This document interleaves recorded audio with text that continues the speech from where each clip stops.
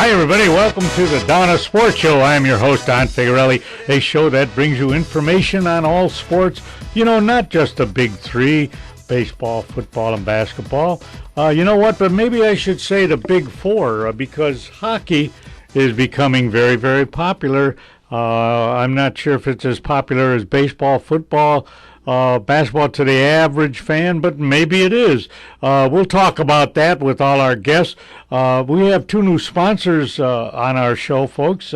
Intrend Incorporated with my friend Loretta Rosenmeyer. They're affiliated with Commonwealth Edison, and if you ever see their trucks, it's Intron, I-N-T-R-I-O-N, and they do work for ComEd. They bury cable lines for Commonwealth Edison. It's their 25th anniversary, bringing stewardship to the construction industry for 25 years and counting. A real great lady, Loretta Rosenmeyer, and her husband Dan run that fine company all over the country.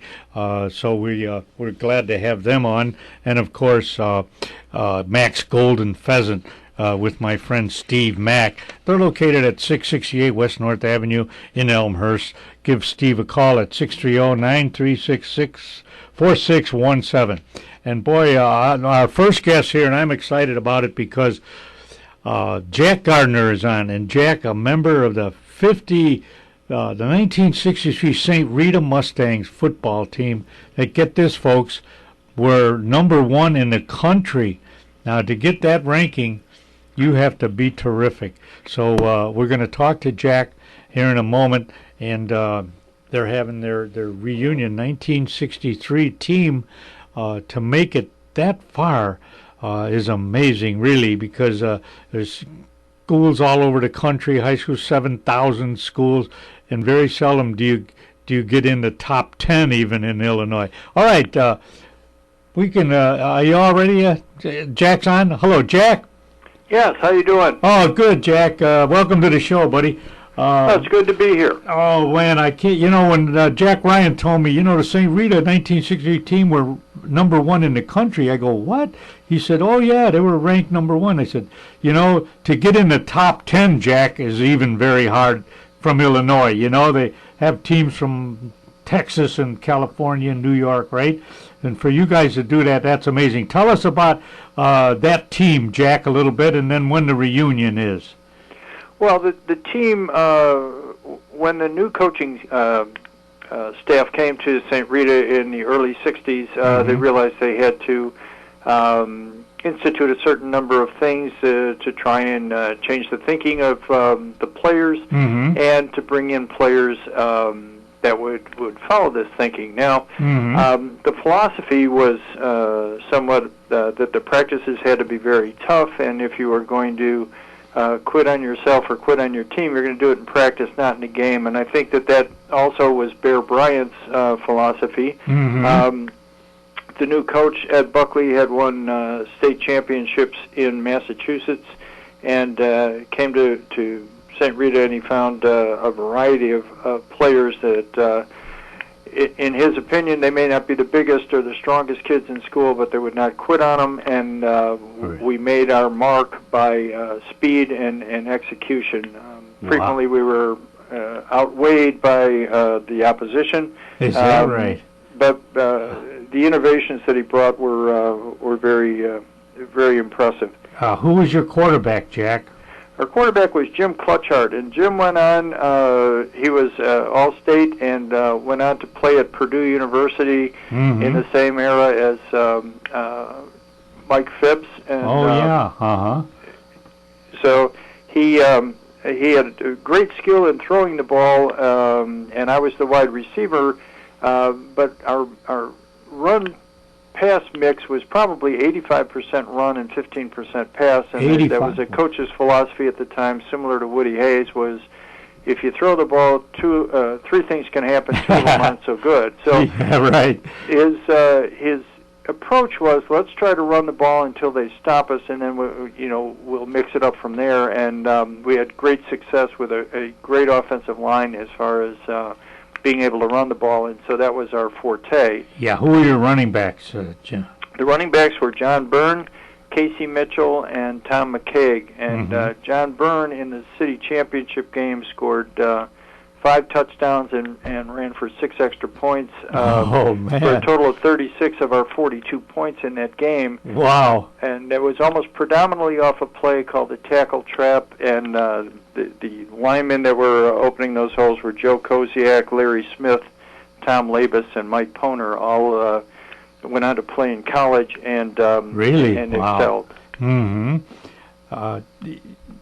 What type of play? Well, did you want to well, no, the I formation probably wasn't it. Was it a straight T formation back then, Jack?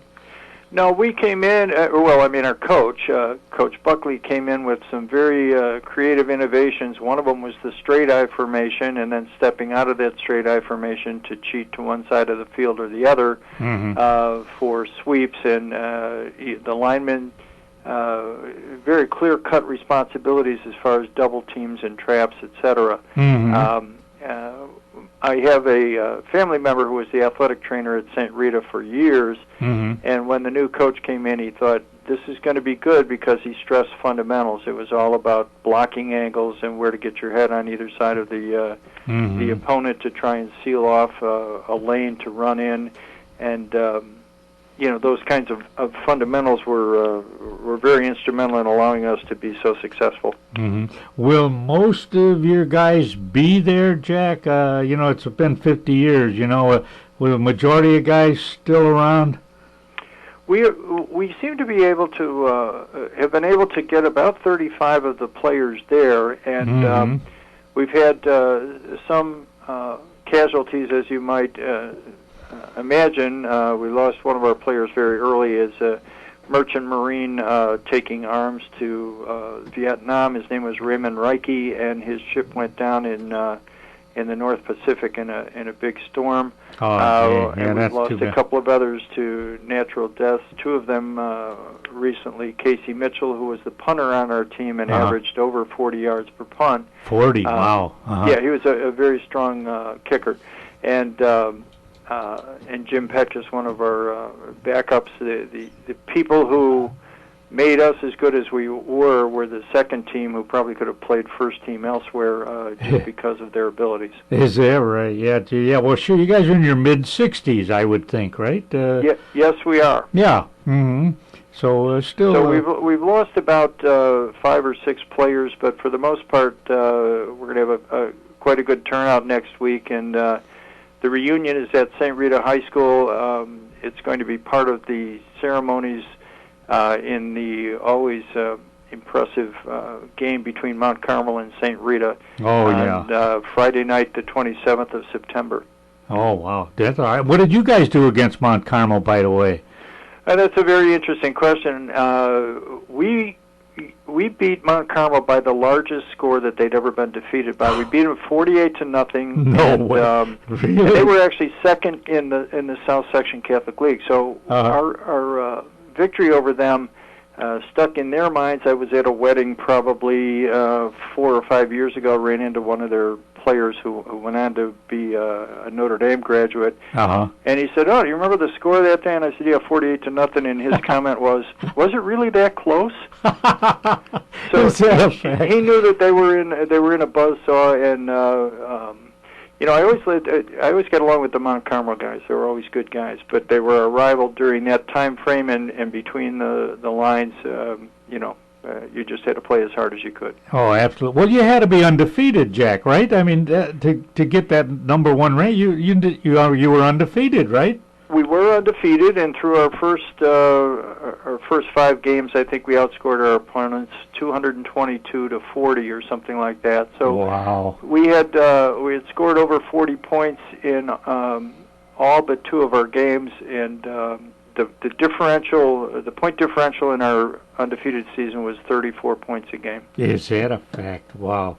Well, how about the coach? Well, maybe the coaches might not be around because they got to be in their 80s now, maybe, or maybe not. So, how about some of the coaches? Will they be at the reunion, Jack? We we are trying to. Two of the coaches have passed away. The head coach, Ed Buckley, went on to be an NFL scout and was very good friends with Hank Stram. Another assistant coach passed away, Jim Guzzo. He was a great guy. Yeah. Bill Egan was the line coach, and we're trying to locate Coach Egan for this event. Mm-hmm.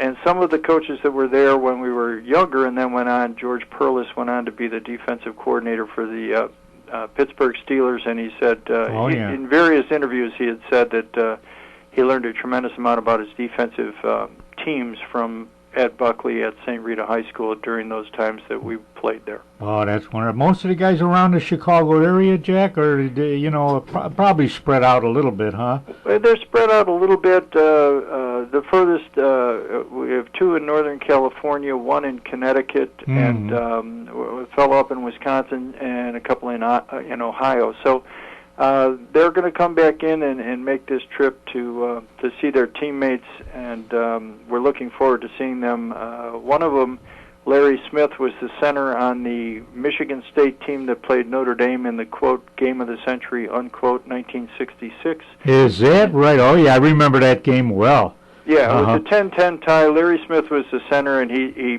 kind of smiles when he talks about having to go against Bubba Smith every day in practice. And, yeah, that's right. Any of the old-timers will remember those teams. They were very, very strong. Yeah. What was your weight, Jack? What did you play at? Oh, I was a wide receiver, and I played at 145 pounds. I don't think you could do that these days. My forte was speed, and as I said, we didn't throw the ball a lot, so I was taking very shallow angles across the field to help with downfield blocking. So, okay. When I went to Villanova, I went on an academic scholarship, and the coach used to say to me, "Hey, are you 175 pounds yet?" And yeah. He said, "You can play here when you get to that weight." We had another one of our players, Mike Poner, who played at Villanova both ways and went on to a very impressive business career with IBM, Fujitsu, and quite a few places. Is that right? Wow, that's going to be good. Well, I imagine you're going to have a dinner and so on, right, somewhere? Or, yes, we're going to have a dinner right at the school. The Mount Carmel game always gets crowded very quickly, so they're going to have special parking area for us. We're going to have dinner at the school, march out with the band, and we have a special tent set up at the one end zone, and more than likely we'll be visiting a lot and watching the game at the same time. Oh, okay. Well, boy, we wish you continued success in your business. Well, what business are you in now, Jack? What did you end up being in your career? Well, after I graduated from Villanova, I went to Ohio State University to become an optometrist. I'm an eye doctor with practices in the southwest suburbs, Hickory Hills, Homer Glen, in an office in Naperville. Wow. And most of, I don't rather not talk about myself as much as many of my classmates went on to be coaches, educators, lawyers, a very accomplished group of players, and I think a lot of us will pay tribute to the fact that what we learned on those fields about not quitting on each other, not quitting on ourselves, carries over to your profession, whatever that profession may be. You try and do it as best you can, and learn what your high skills are. Wow, that's terrific. I'll tell you, Jack, and folks listening. To make number one in the, I swear, I'll bet you, Jack, it's probably the only team that made it to number one. Would you agree with that?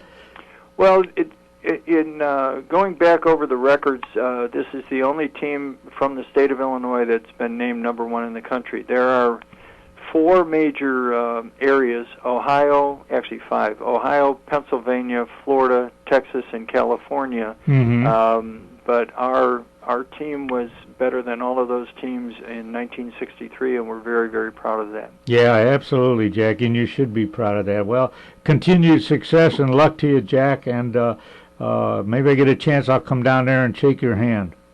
I would appreciate that. We appreciate that people remember this and that you've taken time to talk to me today. It's terrific, and we're very proud of our team, our school, and each other. So thank you for this opportunity. You're welcome, Jack, and take care now. Okay, thank you. You're welcome. Bye, Jack. Bye. All right, we'll be right back, folks. Stay with us. Hi, everybody. Don Figuarelli here, the Don of Sports. I want to tell you about some very interesting people that I know, a wonderful company that they have, Danny and Loretta Rosenmeyer. It's their 25th anniversary being in business, and in conjunction with ComEd. Okay, they do a lot of work for ComEd. They're bringing stewardship to the construction industry for 25 years and counting. Intren, outperforming every day. They're located at 18202 West Union Road in Union, Illinois. 60180. Their website, www.intren.com. That's INTREN. Outperforming every day. Loretta and Danny Rosenmeyer. Loretta is the Chief Executive Officer.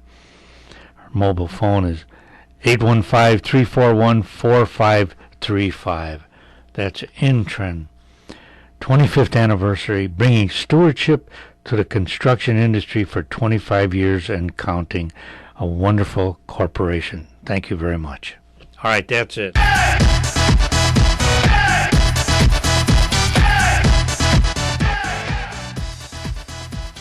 Hi, everybody. Welcome back. Don Figuarelli here, your host, the Don of Sports. And with me now on the line, is he still on? Oh, yeah. Wayne, how you doing, buddy? Just fine. Yeah, good. Hey, your poor Vikings. 10 seconds. 10 seconds. 10 seconds. They couldn't hold on to the lead. Oh, for heaven's sakes. And they were, I think they kind of outplayed the Bears most of the game. You know that? No, basic plays.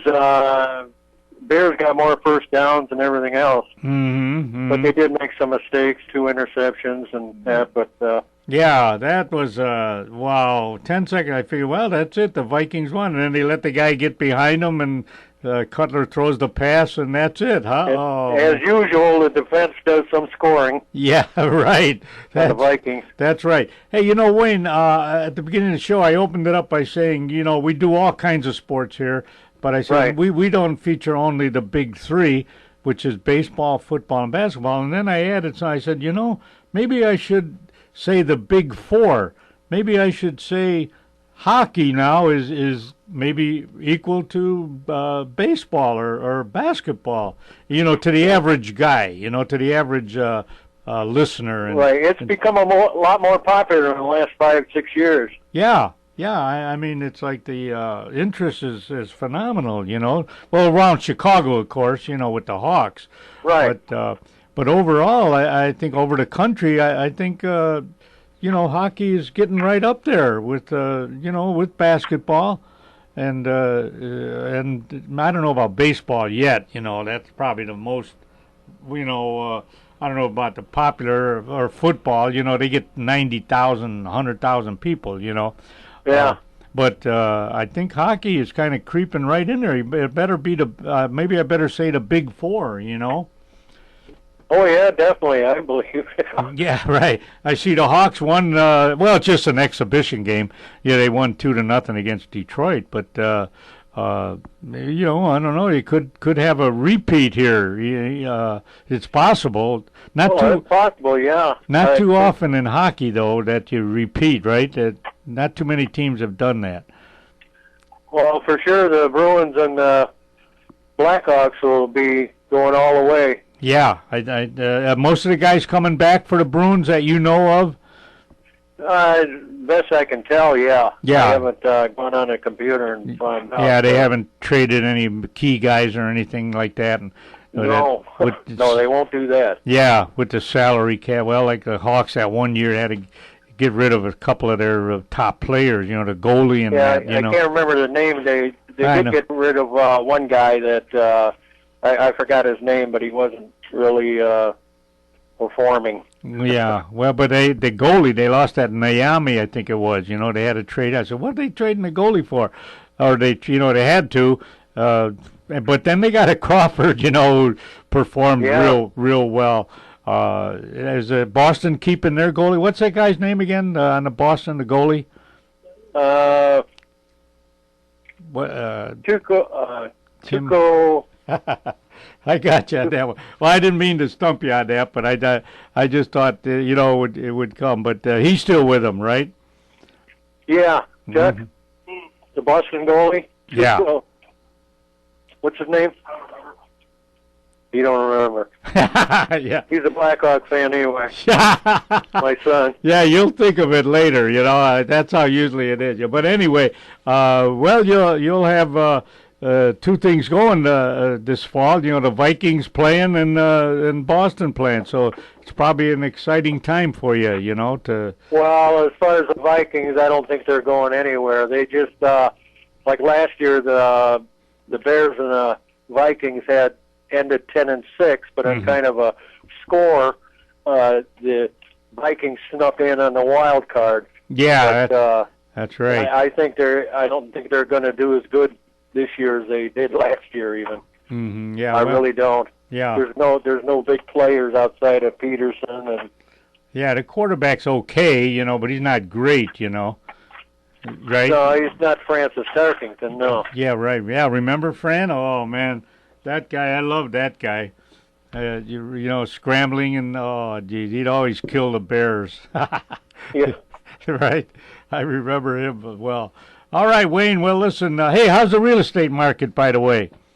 It's picking up. Picking up. Like I told you. For the average buyer, around 200,000 or less, it's a little tougher getting mortgage, even if they got good credit. But talk about 300,000 on up. Yeah, we're. Yeah, but why is that? If a guy, if he's got 20,000 to put down on 180, why can't he get a mortgage? Why would that be hard? Well, if they got $20,000 put down, yeah, but a lot of people can afford, like 3-4% down, or. Oh, that's not enough. Yeah, that's not enough. And they got good jobs, they got good credit and everything else, but the banks are still tight with their money in the past 4 years. Oh, yeah, they're not taking a chance on anything now, huh? It's got to be, you got to have at least 15%, 20% down. Hey, listen, remember, find me a house on the lake for about $150,000, will you? Cabin on the lake? Well, no, a regular house. To retire in? Yeah, right. You got to have some. I'll check on it for you. There's got to be little lakes in this town, Oh, I'm sure I can find it. It's just that it won't be close to Chicago. Well, as long as it's not 100 miles away, I mean, 30 or 40 miles, that's not bad, Well, actually, I'm 40 miles away from Chicago. Yeah, well, you're in Montgomery, right? Yeah. Right. Well, that isn't bad, though. About 75 miles or something like that. Go ahead. Wait, Jack wants to say something to you. They have a lot of nice places up in Elkhorn, Wisconsin, on Lauderdale chain of lakes. There's when I was out on the lake last week, they got quite a few homes up for sale out there. Well, if you want to go to Wisconsin or Southern Illinois or Indiana. Yeah, you can find everything cheap. Is that right? But see, guys, I don't know if I want to go that far. How am I going to... Well, from where you're sitting right now, Don, here in this house, to my house up in Wisconsin, it's exactly 80.0 miles. That's all? That's it. If you go out there and look at my speedometer right now, you'll see 80.0 on my speedometer. And Wayne, how far are you from Chicago or Addison? About 40 miles? From Addison, I'm 20...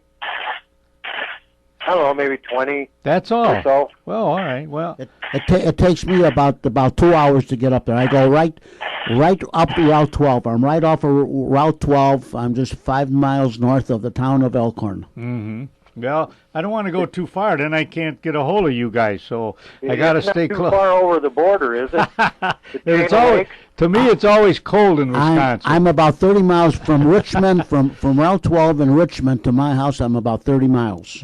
Right up Route 12. Oh, okay. But it's always cold in Wisconsin. That's what I always say, Jack.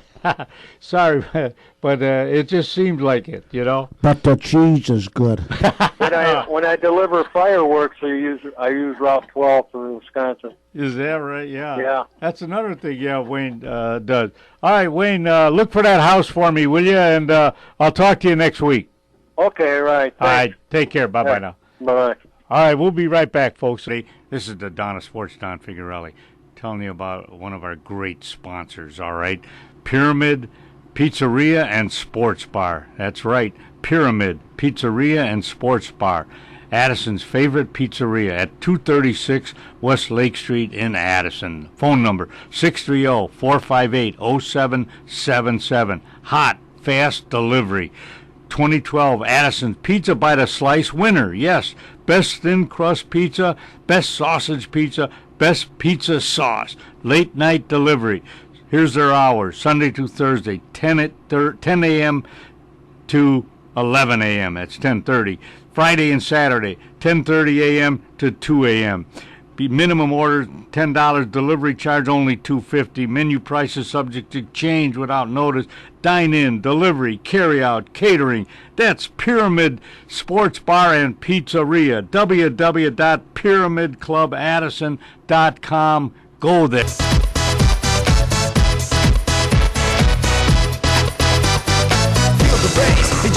Hi, everybody. Welcome back. Don Figuarelli here, the Donna Sports. And on the line with me now is my good friend, my ex-partner, Tom, the big guy, Michael. Hello, Tom. Yeah, all right, we got you. Yeah, Jack was Good. typing something on his computer there. But Okay. we got you now. Hello, Tom.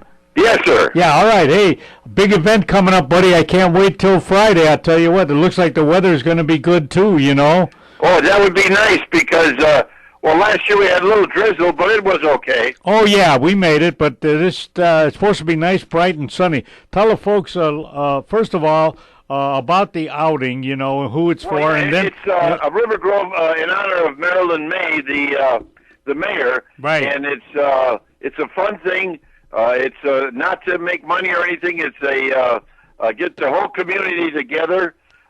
We have a great meal out there, and it's a shotgun type thing where you best ball. Yes. And they've got prizes for everyone, and the food is tremendous. And the nice thing about it is that you're home when it's still light. You're home at 5:30 or 6. Absolutely. I know, Tom. I've been to a lot of outings, and that was one of the better ones I've ever attended, to be honest with you. The price, like you said, the prizes are great, and the food is great, and the atmosphere. That Marilyn, she's a nice gal, you know. And, Right, and then Bart Smith runs it. Yeah. And he does a great job. He's the attorney. That's right, and it's for a good cause too. I mean, you know, like you say, it's sort of a. Well, they bring the whole community together. Yeah, it's great. But now, Tom, I understand. What are you forming? You want to form a Chamber of Commerce? Did you say? No, we're forming in Oak Park and River Forest a Kiwanis Club. Oh, I see. Well, they don't have one. Yeah, Kiwanis Peanuts. They don't have a Kiwanis. They used to have one years ago. Really? But we're bringing it back. River Forest and Oak Park will be on the streets in another week with our peanuts. Okay. And we're trying to raise money that way. All right. Well, you got my dough. I'll tell you that. Well, it's nice. And you know what, Don? Every cent that is collected fundraising is distributed in the community. Every cent that we get through fundraising goes back into the community, you know, to children and to things that are necessarily needed. Absolutely. Well, what's the requirements, Tom? The Kiwanis does is all ages or businessmen or what? Actually, the Kiwanis. It's ladies and men from the community. Okay. We have mayors and we have just doctors and we've got regular retired people like myself. They just come together and for a good cause. It could be spinal bifida. It could be a Cub Scout troop. It could be something at a high school for a scholarship. We analyze everything that is presented to us, and depending how much money we have collected through fundraising, we distribute it. Wow. Well, how much of a part are you going to have in it, Tom? Are you just the organizer for now, or do they have to elect officers? Where are you with that? We do have an officer, and we do have a secretary. I'm the newsletter writer. Oh, okay. You're good at I'm that. one of the original members. I used to be a member in Bellwood 30 years ago, and they got me back. Yeah. And our president is a business lady. She has a tremendous little confection store, chocolate company. As a matter of fact, there will be some chocolates on each table for everyone. Is that, see what I mean? As a memento. Yeah. So she's really something. There you go. That's what I mean, folks. When you go to that golf outing, you'll be surprised, you know, all the little things that they give you, you know, and stuff. It's just terrific, Tom. Well, you got a goodie bag. You know, you can get there and have coffee and a nice donut or a bagel. And then all of a sudden, you got a great lunch box that you take with you. Yes. And when you come back, you got the roast pork and the ribs and everything, and it's tremendous. You're right. Now, what time you want me there? 8:30 or? Well, you know, usually by 9 we like to check in because it starts at 10. Yeah. Okay. Well, I'll be there. You know that. Yes, and I think I've got you. I forgot who I've got. I might have you with Jim Just. Oh, that's good. Yeah, Jimmy Just. Or maybe not Jim Just. Frank Murphy. Oh, good old Frank. Yeah, that'll be fun. Yeah, you know Murph. Oh, I know Murph. Yeah, as a matter of fact, I was supposed to check on something. He plays at Cantigny out there. You know where Cantigny is? Oh yeah, I do. Yeah, and I was supposed to play out there with him last year, but we never did hook up, Tom. You know how sometimes that goes, you know. That happens, absolutely. Yeah, you know, guys go different things, but it'll be fun to see him out there and to play with him, you know. Are you going to be in our foursome, or you have to take care? Well, I've got eight people like yourself, and unless somebody drops off, I'll just be helping with the group. I would imagine, yeah. All right. All right, Tom. Listen, where on the Kiwanis thing, where can someone get in touch with you, or how you doing that for membership, you know? Well, it's great in River Forest and Oak Park. We've had some things in the paper which tells you where to come.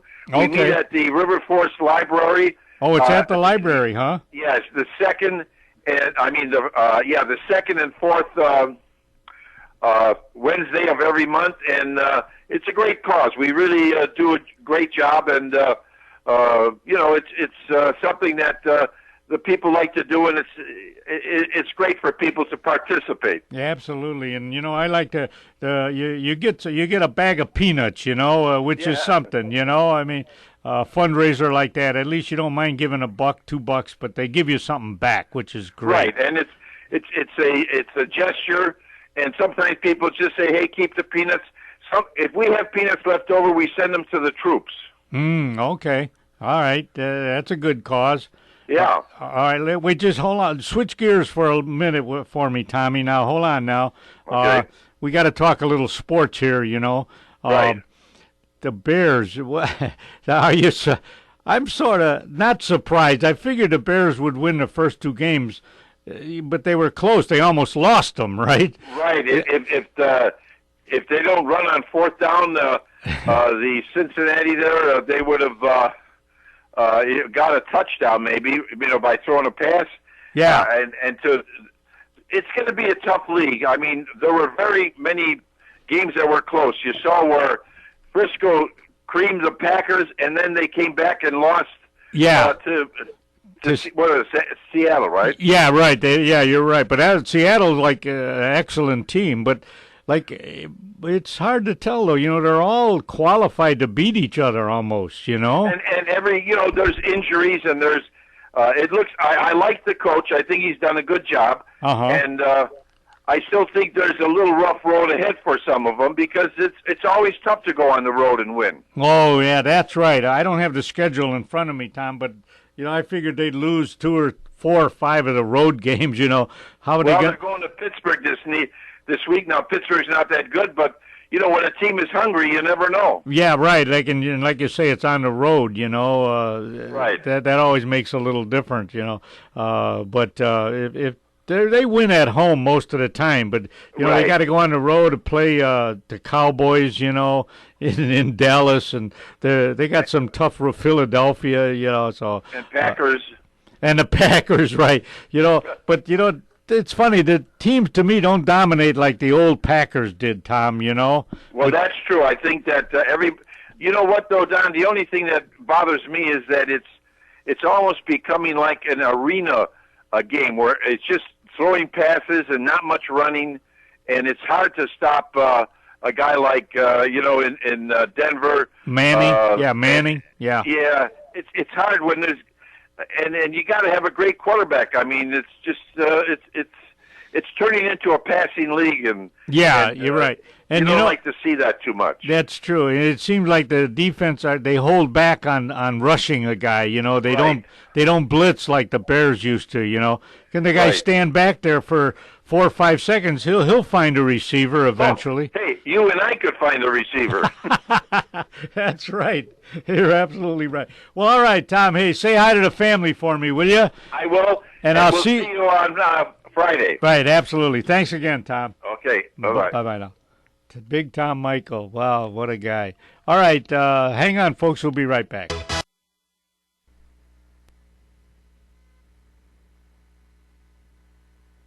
Folks, if you get a chance, get over to J.D. Muggs Bar and Grill, located at 437 North Addison Road in Addison, Illinois. 33 different kinds of beer. Can you imagine that? It's the home of the He-Man Burger, and baby, that is a He-Man Burger. Wait till you see the size of that burger. Chicken Caesar salad, which is one of my favorites. It's a friendly atmosphere. There's karaoke on Wednesday night and a great DJ on Fridays. Call Dean at 630-833-2570. Hi, my name's Tom Sims. I'm the owner of Foxbowl. We are Foxbowl Training Center and Pro Shop. We set ourselves apart because we emphasize instructions. We have a full-time bowling instructor, Greg Zika. We have instant replay, videotape each bowler. Another program that we have is our Youth Bowling, USA Bowling. It's an 8-week program, after school type of thing. It's 8 weeks for $88 with instructions, and every child gets a free bowling ball, a $75 value. And thank you from Foxbowl.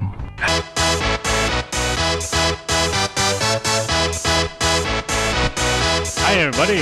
Welcome back to the Donna Sports Show with John DeVita on the board there. Johnny, how you been, buddy? Oh, I'm doing okay. All right. You kind of finished with the Wisconsin stuff, or you still go up there? Oh, no, I go up there all year round. Oh, all year round? Yeah. Oh, okay. Now, especially that my sister moved up there.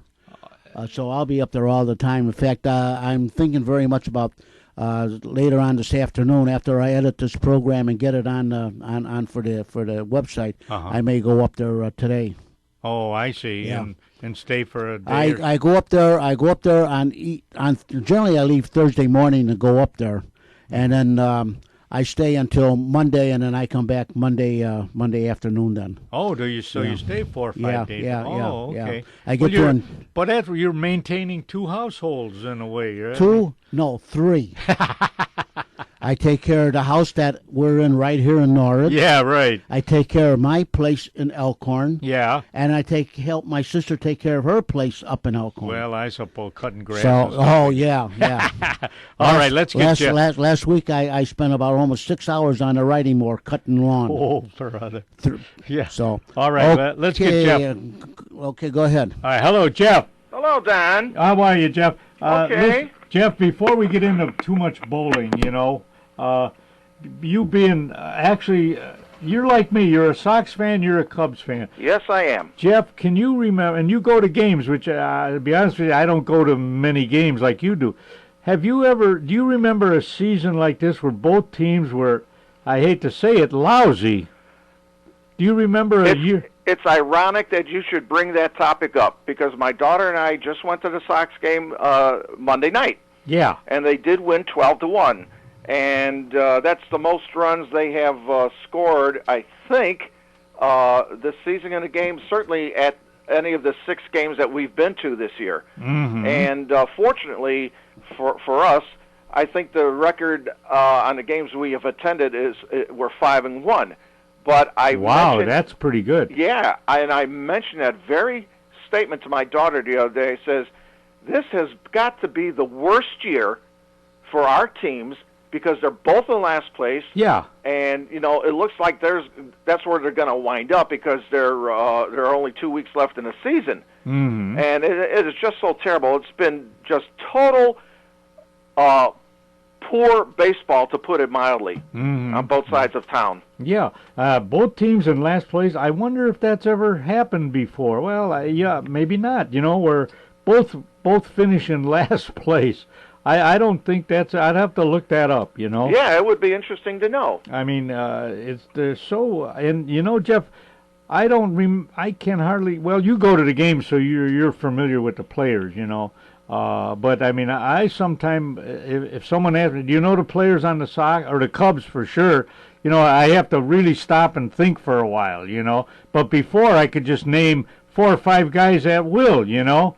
Now it's so mixed up, I guess you want to call it, that I'm not familiar with hardly any of the players anymore. I agree with you. I'll have to correct your statement too. Yeah, it's difficult for me to remember who's on which teams because they change players so often, and now at this time of the year they've brought guys up from the minor leagues. Yeah. And you know, years ago, if you gave me the jersey number, I'll give you the player's name. If you gave me his name, I could mention his number. But that's right. when players stayed with the teams for a number of years, and there was a certain degree of loyalty for both parts. Mm-hmm. But for many years now, there's been no loyalty on anybody's part. No, absolutely not. Can you, any of the prospects at the game, Jeff, that you watched, you know, was there a rookie or someone they brought up that you say, well, hey, that guy seems pretty good, you know? Did you get to observe anything like that? Well, prior to this year, I'm going back a couple, 3 years, whatever it is, Starlin Castro, okay, he looked like he was going to be great, but sometimes he had his head up his butt, you know, on defense. Yeah. And Rizzo, he started off good this year, but he hasn't come through. I think he has the most home runs on the team, but he really hasn't come through in a lot of clutch situations, and he's failed.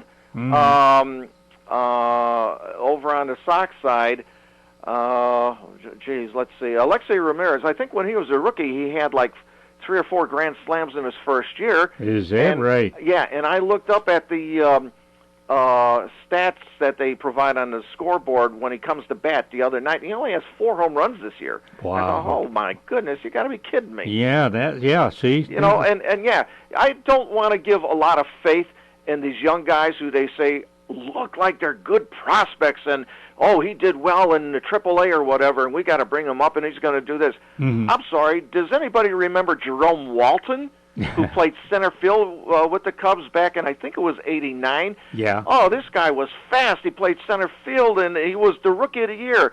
Over the winter, he put on weight, and I think the second year was his last year. Is that right? Yes. Jerome Walton? Yes. Oh, God. Oh, I know. Yeah. Well, how about on the Cubs, this kind of a tall guy, center fielder, Lake, is it? Lake? Yeah. Something Lake? I hope he does real well. I hope he succeeds because he is fast, and I think he has power to be hitting home runs. Now, you know, you got to give these young kids time to figure out the opposing pitchers and get their feet wet in playing at a major league level, and just give them time to see how they develop. But you know, they gave Kerry Wood all those years. And he only had that one outstanding game in his life where he had the 20 strikeouts. Yeah. And there's another guy, I can't think of his name right now. It'll come to me at some point in time. But he was an outfielder, and they had him for about 6-7 years, and they kept hoping he would break out. Well, how many years are you going to put up with a guy that continually fails? Yeah. You know, and doesn't live up to the expectations. Well, I don't run the club, so, you know, I don't have to get my blood pressure up too much. Yeah, right. But you know what amazes me, too, Jeff? Year after year after year, teams like St. Louis, teams like Atlanta, they're always up in the top 3, Jeff. Always. Yeah. I mean, do you agree with me on that? Oh, definitely. Yeah. Atlanta won the division how many years in a row back through the 90s? Yeah, 10 or 12, something like that. Something like that, yeah. Every year they're up there. And there are teams that get these pitchers that are spot on year after year. It's not like, they had a fantastic year and then they're stinking up, you know, after that. No, these guys are right there year after year. I mean, look at Mariano Rivera with the Yankees, right? Yeah. I mean, did you ever see that guy have a bad outing? Hardly ever. Hardly ever. That's right. Yeah. How come he can do it and most of these other guys, especially the ones that we get on our teams, can't do that? No, they can't. You know what? Speaking of Rivera, I do remember one incident, Jeff. You might remember it too. It was a World Series. They were playing the Diamondbacks, and Rivera was pitching, and I think he got the first two guys out. You know, this was like Game 7 or something, and the Diamondback, I can't remember who it was, but he got like a squib hit off him, you know, and scored and then the Diamondbacks won, you know. Is that right? Yeah, it's in my, I can just picture that. Yeah, I figured, well, that's it. You know, Rivera's pitching, it was like 2 outs on top of it, you know, and but that was the one time, you know, out of how many, right? Mm-hmm. Not many with him, but yeah, I'd have that guy on my team in a heartbeat. But you wonder, is it the scouts? Why do they get all the good players? They're up there continuously. That's my thought. That the whole organization, you know, seems to be a puzzle as to what to do. That's the right thing to do. Mm-hmm. I mean, the scouts. Why are they getting these guys who do not wind up performing very well? Mm-hmm. And they have made, as we know, terrible trades for decades. Mm-hmm. They let this guy go and go, oh, we want him, but now he wants too much money. We're going to let him go and get somebody else. Yeah. And they get these players who are has-beens. They've had their good years in the past. And I'll never forget, I can't remember the pitcher's name. He was a pitcher. Mm-hmm. The Mets had him. Mm-hmm. And this guy lost, I think, 23, 24 games in a row, but the Cubs got him. What kind of a world are we living in where that thought process exists? Yeah, right. Yeah, law of averages. He's going to win a game, right? So, it's like that. Well, that coach for Detroit with the Bears, Marinelli. He lost 16 games in a row with Detroit, right? And the Bears, then like you said, the next year the Bears got him. And all of a sudden, he's going to be a defensive genius, you know. Oh, God. All right, Jeff, let's switch a little gears here. Hey, it's great to be bowling again. And, Jeff, I got a news bulletin for you, though. I have to, one more week, I have to stay off of my knee, okay? All right. And Andy will be there filling in for me. Okay. And because I went to the doctor, and he said, well, you better stay off it one more. There's nothing broke or anything, you know what I mean, Jeff? Right. It's sore, and it's a ligament that got strained. Didn't break. Is that what the diagnosis was? Yeah, that was what it was. He said you had no swelling, which was good, right, and no discoloration, right, which was good. And it was just a ligament.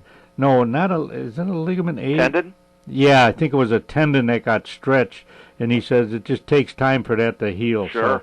So I'll miss a week of bowling, but I'll be there, of course. You know. You've got to be there. We want your quarters. Oh, yeah. That is known as old age pain. Well, it could be a little arthritic too. He said you got maybe a little arthritis in that knee too. You know, so that could be part of it. But you can correct that. I'm glad I didn't have to go in for any surgery. You know. Well, given your age, Don, you've been very lucky. You know, God bless you for that. Yeah, you're right. Yeah, 79, and I've avoided a lot of injuries, you know. Mm-hmm. So hope I can keep going. Life starts at 80. Or life begins at 80, I'm hoping. All right, Jeff, give me that bowling report, will you? Well, as you said, it's good to be back in the new season, and we got some, at least one new player this year by the name of Andy, is it Bungie or Bungie he pronounces Bungie. Bungie? Yeah. Okay. So he started for us last week, but before that, we've only bowled 2 weeks of the season. Mm-hmm. And the first week, we bowled against a team that apparently now identifies themselves as Big D's Boys. Mm-hmm. And the top man on that team, as well as for that series, that match against them, was Angelo Scala. Mm-hmm. He had games of 227, 259, and a nice, very nice 644 series. However, he didn't get much help from his teammates, whereas leading off on our lineup is Gene, followed by you, me, Matt, and Pete, and we've all rolled a series between 564 and 599, and we very handily won those games. The first game by 59 pins, the second game by 60 pins, and we had to spot them 4 marks from the very beginning. And the third game was really exciting because we were down by 2 marks going into the 10th frame, and Jeannie Schrulla gets a spare. Then you converted a 5-10 railroad and got a strike for the last ball. I converted a 3-10 baby split and got a 9 count. And then Matt and Pete both got marks in the 10th frame, and we pulled that game out by 2 pins. So I'm hoping that we'll have some luck in this fashion this year where we are able to win the close ones. All right, go to the next week. We got about a minute. The second week was entirely different. I mean, in the first week we won 24 points out of 30. And the second week we kind of gave it all back, but we just didn't have the ability to bowl as well as our opponents, which was Chicago Spence. Every one of these guys at some point or another was stringing the strikes 4, 5, 6 in a row. And in the first game, they had a 231 by Mark Campagnola, who only has a 182 average, and Jay Snyder with a 187 average rolls a 244, and they beat us that first game by 157 pins. Because our Matt had a 202 game, and the next highest game was only a 168. So you're not going to win with low games, of course. And these guys just bowled really tremendously.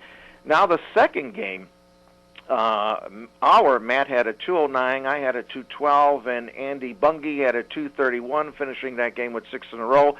But we did a lot better than the first game, but not good enough because for Chicago Spence, Bradley Snyder had a 233. Mark Campagnola, again, a 245.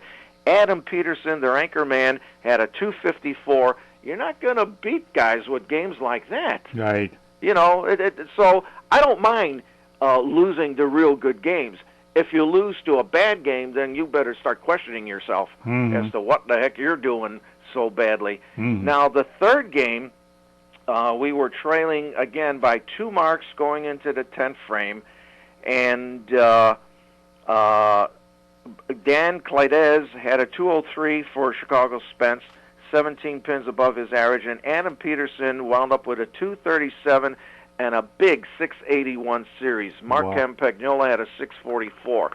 I thought that third game was lost. I had given it to those guys, but wait a minute, lo and behold, after Adam finished his game of 237, our anchorman, Pete Spino, doubled in the 10th frame and got a 9 count, and we won that game by 6 pins. Wow. And that was a surprise to me because, like I said, going the way we had been, I thought we had lost the game, and Pete pulled it out for us. Yeah, absolutely. All right, Jeff. Thanks an awful lot, Jeff.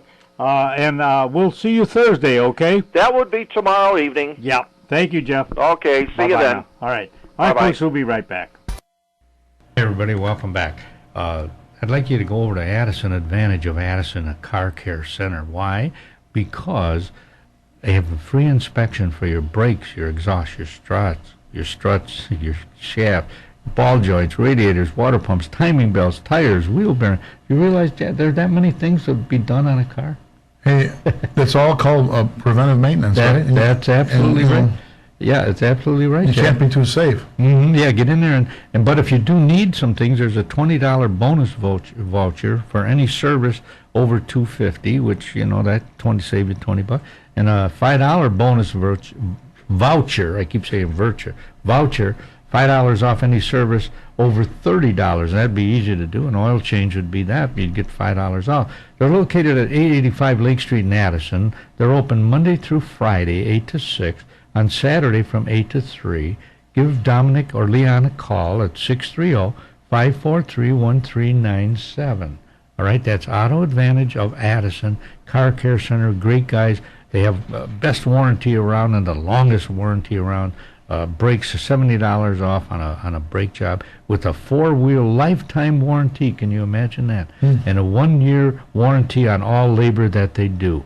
All work comes with a warranty. So if you need your oil change, you need transmission, you need flush, or front end work, fuel pumps, whatever you could think of on your car, go over to Addison Advantage of Addison at 885 Lake Street in Addison. Call Dominic or Leon, 630-543-1397.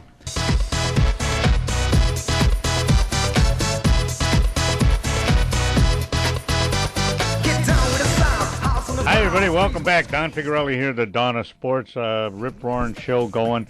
And probably to finish it off, we're going to talk to Jack Red Ryan. Hello, Jack. Hello, are you there? Yeah, oh yeah, we're here, Jack. Hey, you know what, Jack? Is the game, St. Rita game, Friday night or is it Saturday? When is it? What's that? The game with St. Rita and Mount Carmel, the 50-year... Friday night, 27th. Oh, it's a Friday night. Yeah. Yeah, they're playing all these games on Friday nights now. Oh, you want to go? Yeah, I don't know if I'll be able to make it, Jack. I told Jack I might see him there, but being a... I got a lot of background noise here. I'm on the bus. I went to confession. I committed some awful sins, and the priest told me to go. My penance had to go see a Sox game, so I'm on the way down there now. That is a penance, I'll tell you. Yeah. Well, yeah, in last place, only won 59 games. Yeah. What are we going to do with those? I don't know, Jack. What is it going to take to bring them back to what they used to be? I gotta ask you. You did talk to Dr. Gardner, huh? Oh yeah. Yeah, good.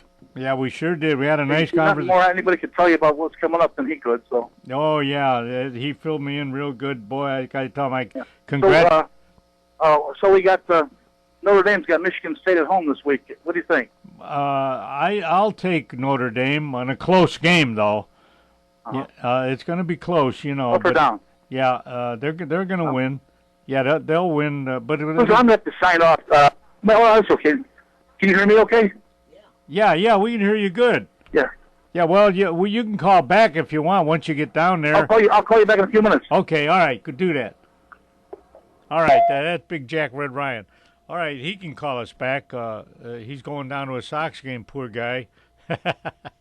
All right, folks, we'll be right back. On sports, talking about Wayne Houses O'Brien. For all your real estate needs, call Wayne Houses O'Brien. Yes, the H stands for houses. At 630-235-5880. Or visit his website at flyingrealtor@yahoo.com. That's right, he's a pilot. He'll take a picture of your home from the sky. Whether you're buying or selling, call Wayne at 630-235-5880. He has residential, commercial, and investment properties. He is honest, hardworking, and friendly. Those are all the traits you want in a realtor. He loves hockey and he loves to fly. Again, call Wayne Houses O'Brien at 630-235-5880 or visit him on his website at flyingrealtor@yahoo.com. Hi everybody, I'm here with Ralph Venturini from Ozzy's, the world's best subs at Wolf and Grand in Melrose Park. Hi Ralph. Ralph, tell the folks a little bit about the history of Ozzy's. Well, I'll tell you what. It started in 1971. It was a little grocery store, and my father decided that it came up for sale, and he decided that he would take advantage and go ahead and buy this little business and take a whirl at it. Mm-hmm. And it was just a tiny little 800 square foot space, and him and my mom ran it, and they learned it. And all right, give me the ingredients of your great Italian subs. Well, I'll tell you, the Italian has 3 kinds of meat. We put provolone cheese on it, Italian dressing, lettuce and tomatoes, and if you like, you can add pickles, onions, and peppers, and let me tell you, this sandwich is excellent. Come on, folks, get out to Ozzy's at Wolf and Grand. Open 24 hours. Give them a call at 847-455-0845. Hi, everybody. Welcome back. Don Figuarelli here with you. Out of this great book my beautiful wife Julie bought for me, 100 Greatest Running Backs. Wow, 100. And there's a lot of guys, recent guys and the old-timers, you know, in this book. And I just want to tell you about this one player here. Goes way back now, but anyway, you've heard people talk about him or say the old Gipper, you know, and it's George the Gipper Gipp, Gipp. While on his deathbed in 1920, Notre Dame's George Gift, he was on his dying. Notre Dame George Gipp implored Coach Knute Rockne to ask the team someday to win one for the Gipper. Okay.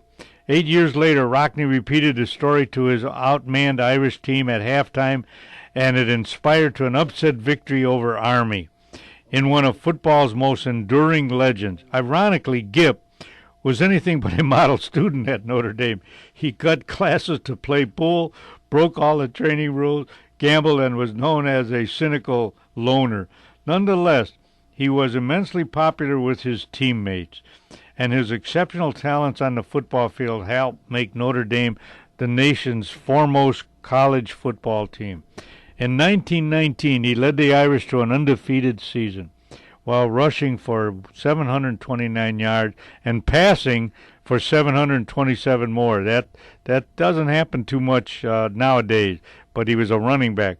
In 1920, when the Irish were again undefeated, the Gipper gained 332 combined yards against Army before he was taken fatally ill with a strep throat, and pneumonia near the end of the season. And that was young. He'd be cured now probably with all the medicines we have now, but back then he rushed for 827 yards and passed for 709.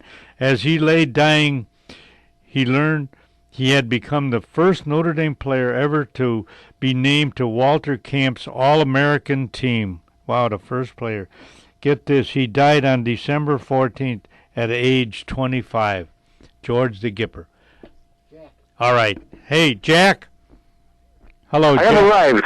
Jack, how are you, Jack? I'm at the cell now, and it looks like a good crowd, all things considered, a day game, and, kids are back at school. Considering, the standings, and, it looks like it's a good crowd, and it's a nice day. It's kind of warmer than everybody thought, I think.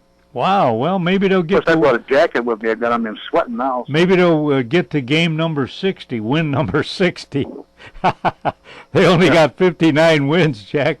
No, you don't have to rub it in, How many the Cubs got, John?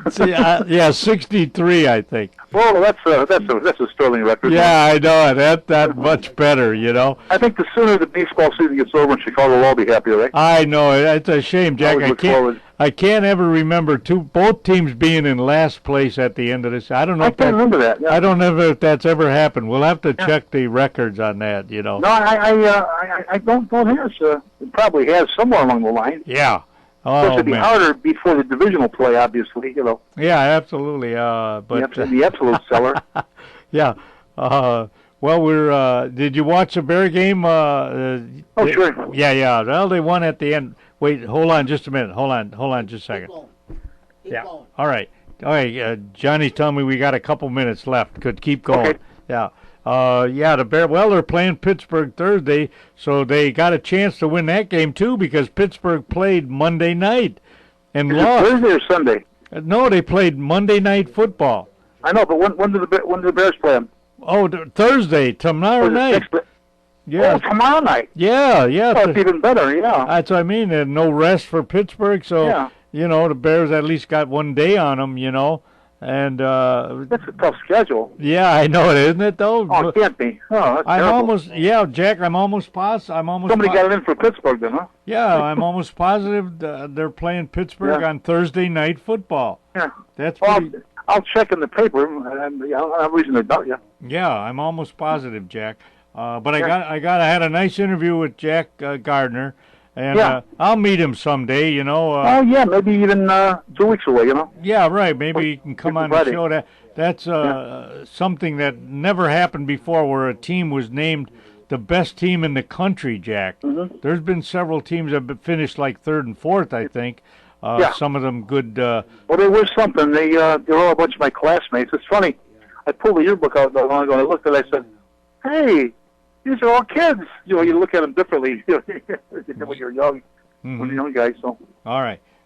So, like I say, we'll meet him someday, and talk to him. My wife's school finished pretty good. Leiden High School back in 70-something, 77, finished fourth in the country. Now fourth, and here Rita finished first, There's always some team in Texas or California that they put ahead of the But the see, the good Illinois thing team. about baseball here is when football's underway, we'll have the Super Bowl, and shortly thereafter will be spring training. So That's absolutely right. and the life will be renewed. Yeah.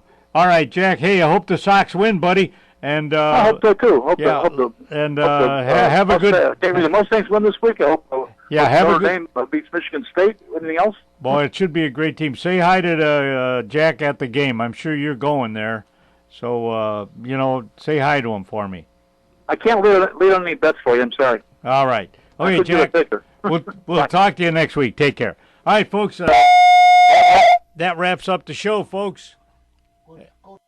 Hi, everybody. The Donna Sports here. Hey, you guys, it's time to get out and golf. The DuPage County Forest Preserve courses are open. Maple Meadows at 272 Addison Road in Wooddale. It's a links-type course that is in great shape and no trees to hit. That's what a links-type course is, not many trees. Oak Meadows at 900 North Wooddale Road in Addison is a traditional course with trees, beautiful flowers, and not many sand traps. And the price is reasonable. And get this, it has the longest bar in DuPage County for the 19th hole. And Green Meadows on 63rd and Westmont, a shorter course that is in great shape also. All of these courses are waiting for you at reasonable prices. Call Oak Meadows at 630-595-0071 and make your tee time. America is one of the largest financial services marketing organizations in the nation, with approximately 95,000 licensed independent representatives. Primerica is an industry leader in financial services. I'm Mike Figarelli, an independent representative and senior vice president in the Bensonville area, and the company's goal is to help ordinary families prepare for their financial futures. We've shown many local families how to do just that, and we are prepared to grow locally by providing people with financial solutions as well as a great business opportunity. As an independent representative with Primerica, you can build a business of your own, part-time or full-time. To learn more about the Primerica business opportunity, call me, Mike Figarelli, at 630-860-0033. Again, that's 630-860-0033.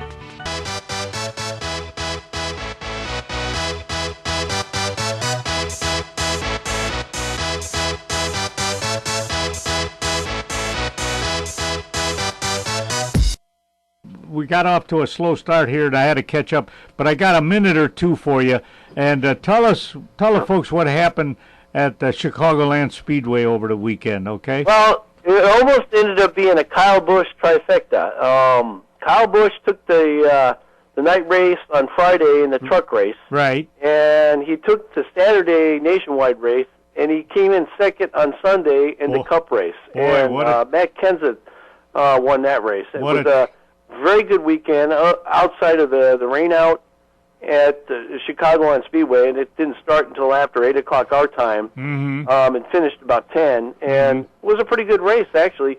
The layover with the rain delay kind of cost some people their engines and things like that, but it's going to be an exciting chase. A lot of people are pegging Jimmy Johnson to win it. I say Matt Kenseth will, because he's won 6 races this season so far. Oh, I see.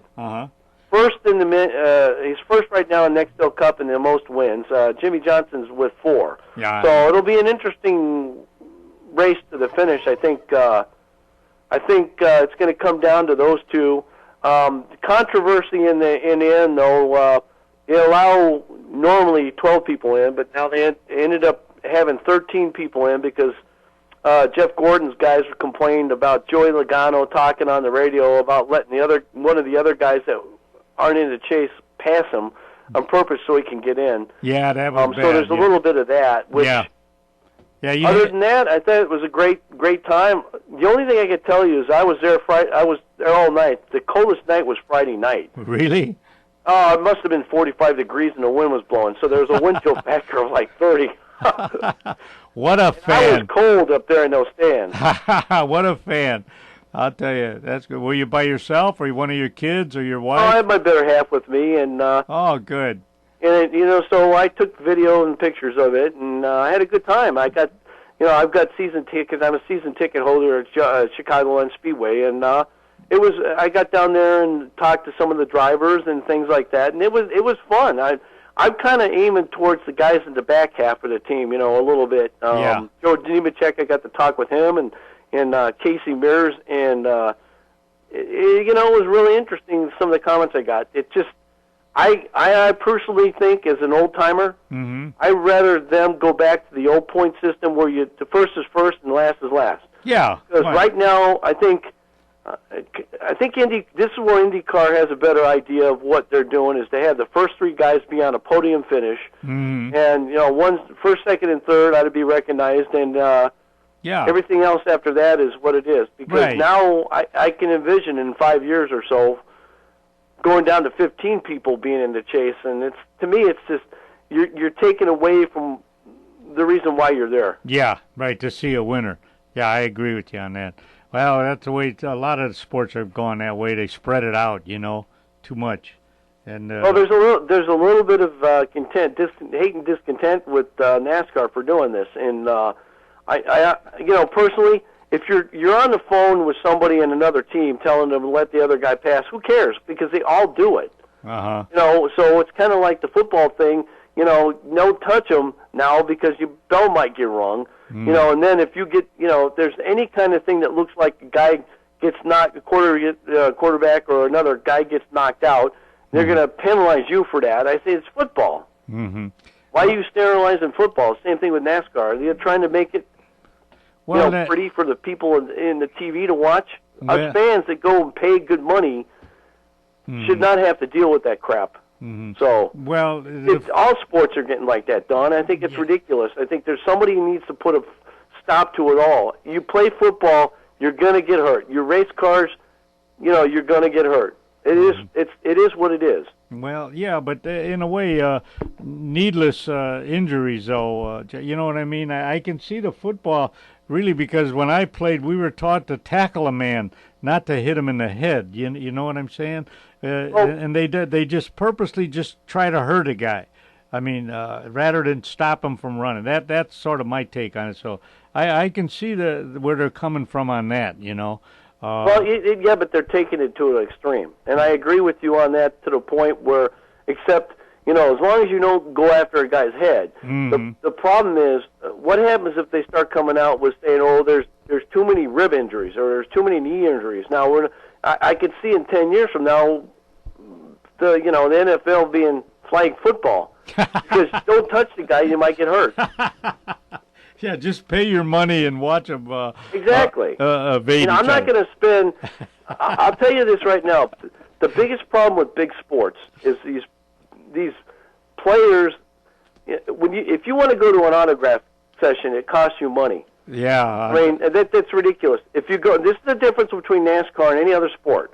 You don't pay for autographs. Yeah. And they cater to kids. A lot to kids.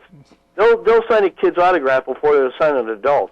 Is that right? That's right. Yeah. I mean, if you come with, I need to take you to a race with me and John sometime with my season tickets, and you could see what I'm talking about. Same thing with drag racing. Any kind of form of racing, they cater to the fans more than any other sport that's out there, other than I'd say the hockey guys. Yeah, because they know who feeds who feeds the money to them. They know where the money's coming from. The fans, they support the fans 100%. It isn't like, football, basketball, baseball. Why does somebody like Brian Urlacher or Jay Cutler need a $10 autograph? Yeah. What are they going to do with that money? Yeah, right. I'd never pay it. I'll tell you that. But I mean, it's all in all, I think the racing in general was great on last weekend. I think Chicagoland has really got a good track, and they get a good following. And I think I was really proud and impressed of how many people showed up to see the Friday night truck race and the Saturday nationwide race, because you don't get a lot of it and a lot of that. You don't get a lot of fan participation in a lot of the lower end races. So my hats are off for Chicago for having such great racing enthusiast. Great. All right. Hey, Jeff, thanks an awful lot. Really appreciate that report, and I'll talk to you next week. All right. All right. Take care, Jeff. Bye-bye. All right. Hey, folks, that wraps it up. Wow, what a show. Thanks to all my callers and sponsors on the show. I'll talk to you next week. Take care now. All right, Johnny.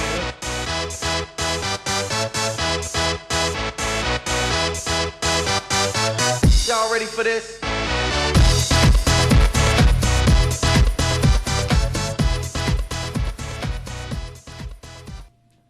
You have been listening to the Don of Sports with Don Figurelli on the Windy City Hometown Entertainment Network from the John Navita Broadcast Center. The Don of Sports is directed by John Navita, edited by Stephen Lehman, and our audio engineer is James Rohde. This program was pre-recorded on Wednesday, September the 18th, the year 2013. Thanks for listening.